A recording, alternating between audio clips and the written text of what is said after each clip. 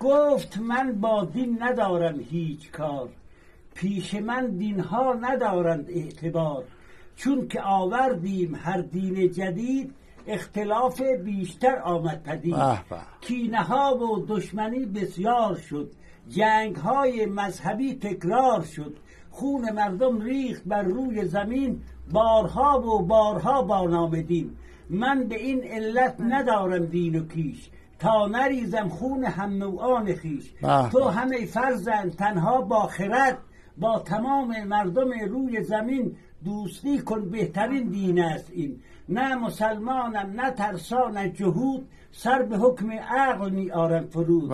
عقل می گوید که عیش بیکران، هست در همزیستی با دیگران. دین ولی گوید که خون کافران، گر بریزی اجر داری بیکران.